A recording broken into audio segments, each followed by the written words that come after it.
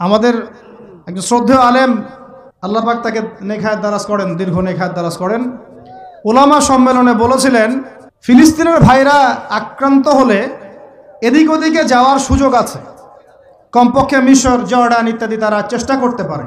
মুসলমানদের উপর যদি, বাংলাদেশের মুসলমানদের যদি আল্লাহ না করুক কখনো কোনো সমস্যা আসে, বাংলার মুসলমানরা যাবে কোথায়?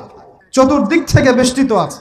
দুই শ্রেণীর মানুষ তোমাদের সাথে সবচেয়ে বেশি শত্রুতা রাখে। কে বলেছেন? আল্লাহ পাক, আল্লাহর কালাম সূরা মাইদা পড়ে দেখেন। কোন সূরা? মাইদা পড়ে দেখেন। এক শ্রেণী ইহুদি, এক শ্রেণী মুশরিক। এখন সারা বিশ্বে ইহুদি আর মুশরিকরা একে অপরের সবচেয়ে ঘনিষ্ঠ বন্ধু। এখন বুঝেন ওয়ার্ল্ড অ্যাফেয়ার্স কিভাবে ডিল হচ্ছে। কোরআন একদম একদম জাজল্যমান, মনে হচ্ছে এখনই আয়াত নাজিল হলো। এখন আমাদের উপর যদি আল্লাহ না করুক কোনো সমস্যা আসে, আমরা যাব কোথায়? এই জন্যই আমাদের উচিত 5টা ডিপার্টমেন্টে শক্তিশালী হওয়া। কয়টা ভাই? এই নসিহতটুকু আমাদের ঊর্ধ্বতন কর্তৃপক্ষের কাছে আমি হাত জোর করে করতেছি, একদম হাত জোর করে। 5টা ডিপার্টমেন্টে এই দেশটাকে শক্তিশালী করতে হবে। কয়টা ভাই? 1 নম্বর শিক্ষা। 1 নম্বর, প্রত্যেক মুসলমানকে কোরআন এবং সুন্নাহর শিক্ষায় শিক্ষিত করতে হবে। আমি অন্য ধর্ম নিয়ে কথা বলছেন, তাদের মতো দিন পালন করে, লাকুম দীনুকুম ওয়ালিয়া দিন, লাকুম দীনুকুম ওয়ালিয়া দিন। তারা তাদের ধর্ম পালন করে করুক, আমাদের কোনো মাথা ব্যথা নাই। প্রত্যেক মুসলমানের বাচ্চাকে কোরআন সুন্নাহর শিক্ষায় শিক্ষিত করতে হবে এবং একই সাথে এই যুগকে চ্যালেঞ্জ করার জন্য যত সাবজেক্ট দরকার সব সাবজেক্ট আমাদেরকে শিখতে হবে ইনশাআল্লাহ। একমুখী শিক্ষা না, দ্বিমুখী শিক্ষার মেরুকরণ না, একদম দ্বিমুখী শিক্ষাকে একমুখী করে একটা কম্বাইন্ড এডুকেশন সিস্টেম চালু করতে হবে।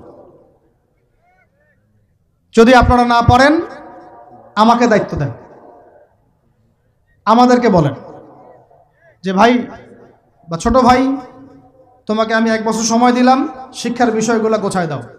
বিনা পারিশ্রমিকে ইনশাল্লাহ করে দেব, কোনো সমস্যা নেই।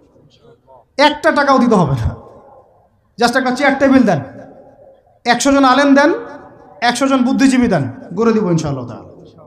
প্লে গ্রুপ থেকে মাস্টার্স পর্যন্ত আমাদের ছেলেমেয়েরা এমন শিক্ষায় শিক্ষিত হবে যেটাকে শরীফের গল্প শেখাবে না ইনশাআল্লাহ। বরং আমার ছেলে পাইলটও হবে, বিমানও চালাবে, আমার ছেলে ইনশাআল্লাহ হাফেজে করানো হবে ইনশাআল্লাহ।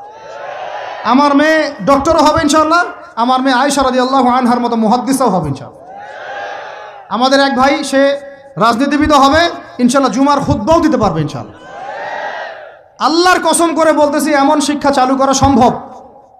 শুধু আপনারা যদি একটু সৎসাহস দেখান, একটু উদ্যোগ গ্রহণ করেন, আল্লাহ পাক বহুত আজর দিবেন আপনাদেরকে। আল্লাহ পাক এই ওসিলায় আপনাদের সব গুনাহ মাফ করে জান্নাতও দিতে পারেন। আল্লাহর রাস্তায় আল্লাহর দিকে ফিরে আসেন। আমি আপনাদের সবচেয়ে শ্রেষ্ঠ বন্ধু, আমাকে শত্রু মনে করেন না। ইউসুফ আলাইহিস সালাম এক পর্যায়ে বলেছিলেন যে আমি যোগ্য, আমাকে দায়িত্ব দেন। মনে আছে আপনাদের?